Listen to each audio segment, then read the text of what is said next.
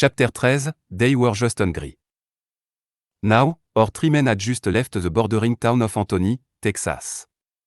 They were riding side by side when Jom said to Wanyenyekevu, now, everything west of El Paso is dangerous territory. What was on scaled Arizona, Nevada, New Mexico, Colorado, Wyoming, and the southernmost part of Idaho and Montana is known as no man's land. Jonathan interrupted, north of no man's land is nothing but a blanket of ice that reach the North Pole and toes dam abenian, I'm told they live in this cold SS place by the million. Dem motherfucker, love cold weather. Jom gave Jonathan a funny look, and nobody asked for your 200, Wanyenyekevu said calmly. It's okay, allez in our shell is read is that, the indigenous people occupy all of all Arizona and the southernmost part of Nevada, and they called it Almorican. It is sometim called Amexem, and even Uelvaland. Which means Barreland. They lived amongst each other in peace and harmony. Choctaw, Apache, Navajo, Ute, Cheyenne, Sioux. And many others, and they refused to call themselves anything else. Looking at Jonathan, Wanyenyekevu said, even Wakatilian, Jonathan jokingly said. They can call themselves anything they want to, but to this world, they are still nothing more than just Wakatilian.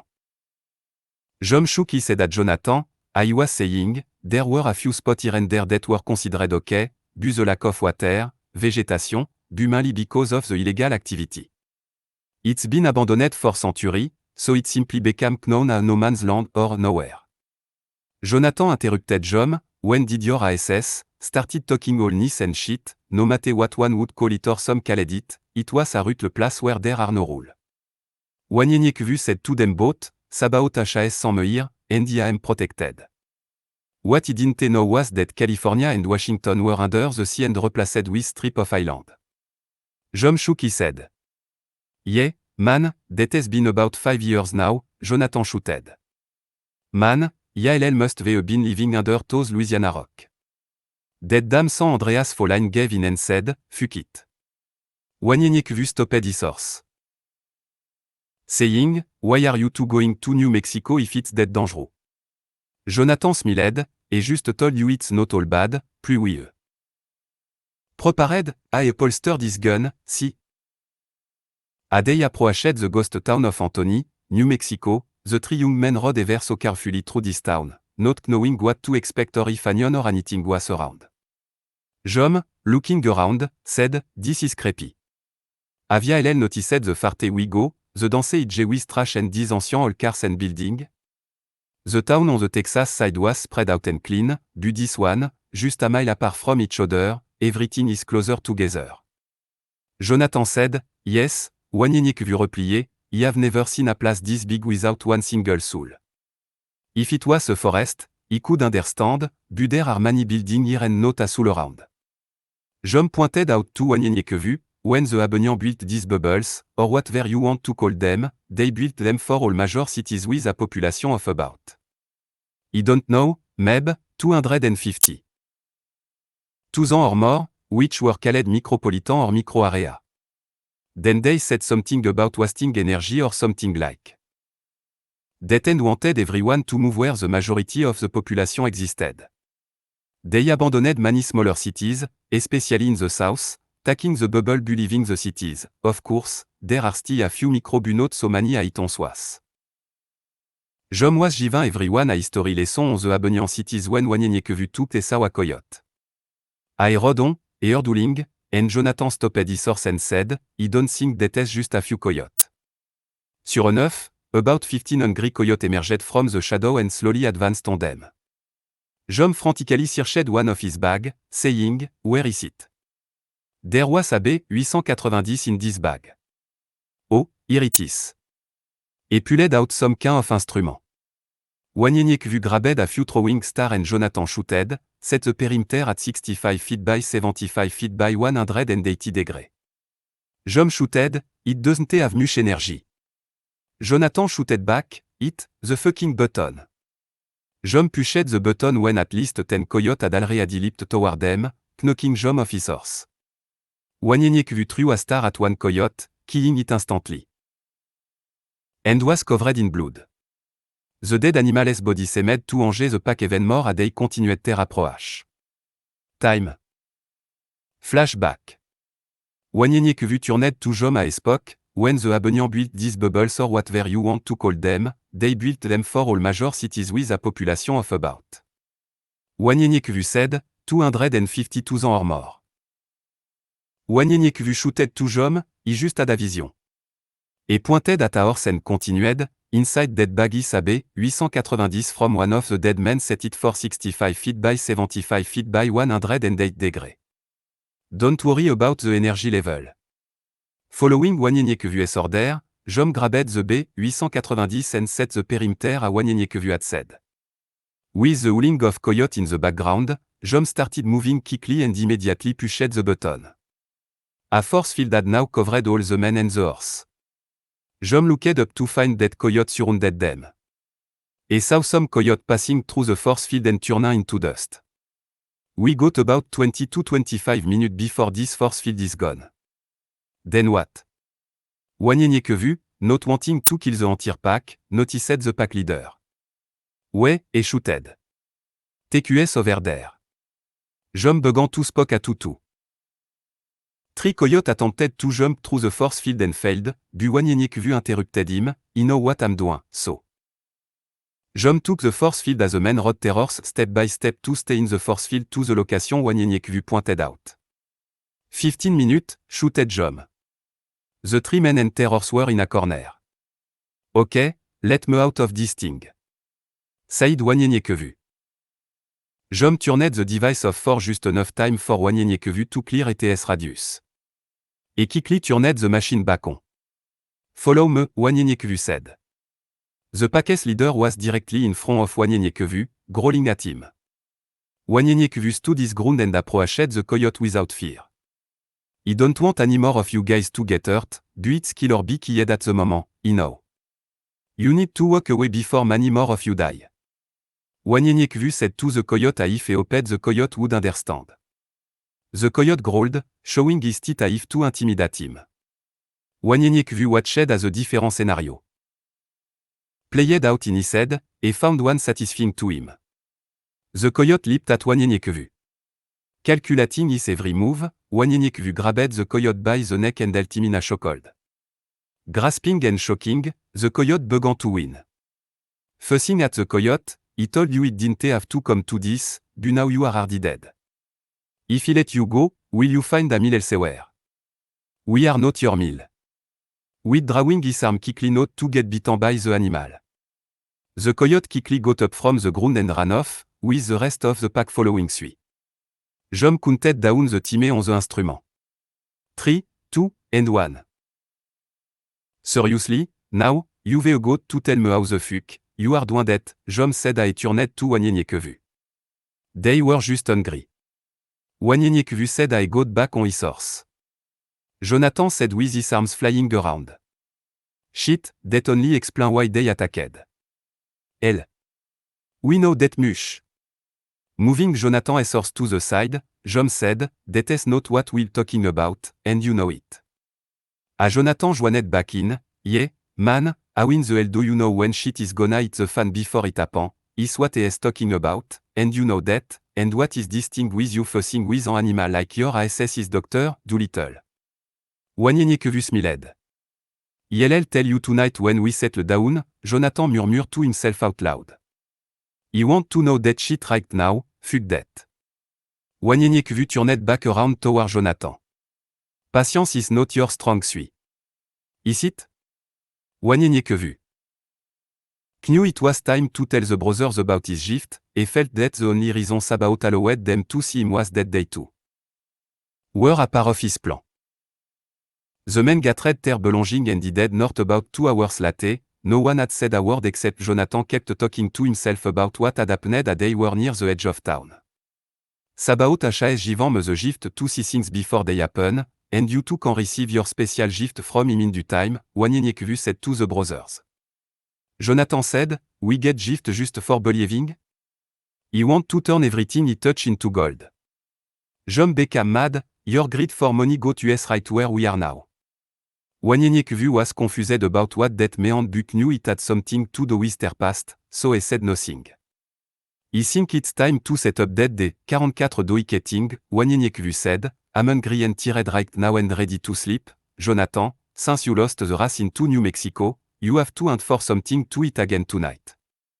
Jonathan was frustrated. Who the fuck do you think you are, Motherfucker? Jom sharply said. Who said the last one has to find dinner? Bitch. You lost, carry your ASS and find something to eat, Motherfucker.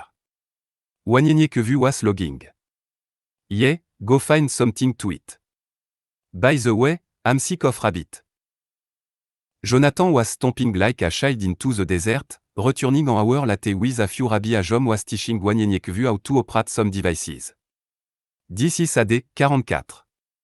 Note a cube, it combines surface computer and nanotechnology. Said Jom before he excused himself, eyeballing Jonathan out of frustration. Walking toward his brother in a harsh buccal voice, Jom said, we don't need to be who we once were. We don't need to act the way we once did. The way we were surviving. Now, it's time to live without looking behind our back. Didn't we come all the way out here to become someone different? Jonathan raised his eyebrows and shook his head and smiled at Jom. Jom helped Jonathan finish cleaning the rabbit while he jokingly chastised his brother. While preparing dinner, they argued for a little while about his temper, cussing, and downright disrespectfulness toward Otter. Wanyeniekvu was meditating in a corner, so Jom wrapped up Wanyeniekvu's plate and placed it in a corner, for they were unwilling to disturb him. The brothers talked about the old times while enjoying their dinner together before eventually getting tired and drifting off to sleep. Wanyeniekvu woke up early, overhearing bit and piece of their conversation, and felt the love the two brothers had for one another, and wrote, too far to turn back now. I've been here so long, trying to reach a destination, the blood, the sweat, the tears, the years, closer now than ever before, but I'm tired, drained, and in so much pain. How can I not continue? How can I just stop right here? In the middle of nowhere, days in front of me, light year behind, energy, food, are the substances lack, but it's too far to turn back. A smile I placed his pen and pad in his bag. Seeing his dinner wrapped up in a corner, Wanyeniekvu got up to get it, and Ayate, Jonathan woke up. I'm sorry about last night, Wanyeniekvu felt Jonathan's sincerity and said, I understand that adapting to a lifestyle is not the same as being told Ali, all your life. For instance, if you teach a wolf to be a dog, would he not know how to be a wolf?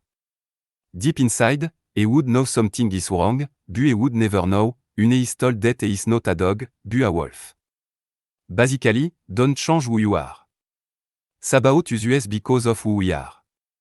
Not who we are trying to be, or who we want to be. Jonathan had a bizarre look before saying, man. What the fuck are you talking about? Wanyeniekvu looked so loud and woke up Jom. Jom said, what is so funny? Jonathan smiled. Oh, talk to your boy, talk to your boy. Wolves and dogs are what is so funny. Wanyeniekvu continued to log, shaking his head, Yael be ready to head out. Stretching and yawning. Jom said, yeah. Making sure the horse had food and water, the three men continued north as Wanyeniekvu talked to the brothers, a man is not ruled by his will but by the events is ruled. Jonathan quickly said, there he goes again with that shit. Turning to Wanyeniekvu. English? Do you know English? Speaking in proverb and stuff, do we look Chinese? Wanyeniekvu had a look on his face, yes. Jonathan talked about what he said, damn, we are. Well, you know what I mean. Wanyeniekvu smiled, no. Frustrated, Jonathan said, well, fuck you. Jom shook his head, and Wanyeniekvu just smiled, to understand me, you must understand my God. He pulled out the Torah. The first book of the Torah is Genesis. I began to read it to them, the three passed the book to one another before long, reading to each other and talking and discussing different events in the book. They focused on how the children of Israel were crossing the Jordan River in the book of Exodus, and before noon, they were less than a mile from the all-abandoned city of Las Cruces, New Mexico. Riding along the city's edge, Wanyeniekvu noticed the dome was partially surrounding the city, but it still looked abandoned. They continued to the entrance, but no one or nothing was in the front entrance. Jonathan looked at Wanyeniekvu, you can touch the walls now, no one seemed to be here, and then smiled. Wanyeniekvu did indeed touch the wall. The cold, smooth surface felt like water, but he sanward y. Every spot et touched would change color like that of a rainbow. Wanyeniekvu asked, what are those things going into the clouds, while staring into the clouds? Those are building or apartment, it's where the people lived. Jom said I continued. The smaller building used the different abenians who would come to check on the people and other stuff they did from time to time. And I can't fully tell you what that was, but the building in El Paso were bigger. You didn't see those. Wanyeniekvu replied, there was so much going on in that city, and he wasn't paying too much attention to the building as much as the people, then someone started cursing at me. Jonathan said, you got that right. They slowly moved inside the abandoned city while Jom and Jonathan talked Wanyeniekvu about bubble cities and their technology. Las Cruz was once a bubble city about 120 years or so ago, but now, look at it. Desolate and disowned. Once having a population of 3 to 5 million, it is now nothing more than a huge ghost town covered in white dust. Jom said as they slowly rode through the street. Wanyeniekvu asked, why is everything white? Amazed I continued looking around. White building, white road, white everything. Do they think the kingdom of heaven is here, then eloged, heaven on earth? Looking up, Wanyeniekvu could see building at all a few miles high. How did they manage that? He asked. Jonathan, à love of technology bu en ennemi to the self-ricté ou computant, replié, simple, sucking the abenian dick. This computant motherfucker, how you call them, he called them ashol, think they are better than any human on earth. These aliens came and gave them all this shit along a they worship them, they can have all their little hearts désirés. Jom said to his little brother, you jaloux. Jonathan quickly said, hell to the now, there's just something that is just not right about both of them. Wanyeniekvu said, it will be dark shortly, we must find somewhere to stay the night. Jonathan, pointing east of them, noticed an old hotel a few blocks up the street. There. They walked towards the hotel entrance, Wanyeniekvu checked the street for any sign of life. ILL checked all entrance and windows of buildings surrounding this place and made sure they are locked and secured, said Wanyeniekvu as they entered the hotel. Why? Asked Jonathan, you'll know if something happened before it happened, might I well just leave them open. Wanyeniekvu smiled I replied. It's just a hobby, I just want to make sure they are locked. Bringing all the horse in, Jom said. We don't have enough to feed all the horse tonight, but I'm sure we can find something around here. Hell, it's a hotel. We need to go up a level or two because these horse sure do stink. Wanyeniekvu lifted his arms and smelled himself, we all could use a bath. Jonathan secured the back entrance and, on his way, and started looking around until he got to the kitchen. Yelling at the top of his lung, yo! We just hit a jackpot, fellow. Jom ran to see what all the fuss was about I yelled. Where you at? Wavin what appeared to be a flashlight, right here, Jonathan said. Wanyeniekvu slowly walked behind Jom, looking in all of the rooms that Jom passed. Finally arriving where the brothers were, Wanyeniekvu heard Jonathan. There. Let there be light, and that's what he said. Smiling at Wanyeniekvu. Lights flickered for a moment before they came on, this is why he chose this place. Food, no hunting tonight, plus, I'm sick of rabbit too. Jonathan walked up to a machine. Now, how does this thing work? He started reading the stickers and signs on the device. It was in what appeared to be multiple language, here we go. Manual, if he was talking to himself, Jonathan whispered hello. Chinese, Korean, Patois, Italian, Southern. Quickly, Jonathan pressed a few buttons and then started typing for a few seconds. Got it. Alright, let's try this. Jonathan cleared his throat. Medium well, T-bone steak, oui sur cream and cheese, bucket potato, chef salad, no, club salad and a shot of Jack Daniels on the rock. The machine was silent for 2 seconds, then a soft pitched sound of a bell rang. A plastic door raised, and a stream of it covered the entrance. What the fuck is this? Jonathan yelled. Opening the stainless steel disposable, a moved a pasted looking substance around with a fork. Provided with the meal. This shit look like pudding. Disappointed at the sight of the meal, Jonathan placed the tray down, saying, well, who is doing the hunting today? Wagnénier que vu. Jom said, taste that shit first. Jonathan tasted the substance, it tastes like what he ordered, buits bland ale. Looking at the spoon and fork, I'm gonna grab about some of these motherfucker, they look like great weapon. I started stabbing into the air with the fork. Wagnénier que vu and Jom decided to order a meal from the machine. Wagnénier que vu started digging in his backpack for herb and spice that might have fallen in a corner, or he might have overlooked, to improve the taste, but they were out of luck. They all were disappointed about the meal but ate it anyway. They started to settle down for the night. Jonathan then said, let's read that Torah for a bit, I wanna see what happened to that o. What is her name? Raquel. Jonathan paused for a moment, then said. Yeah, Raquel, used to that a girl back in the days named Raquel. Wagnénier que vu logged. Her name was Rahab, you never cease to amaze me. Jonathan shook his shoulder, Raquel, Rahab, it doesn't matter, they both were us.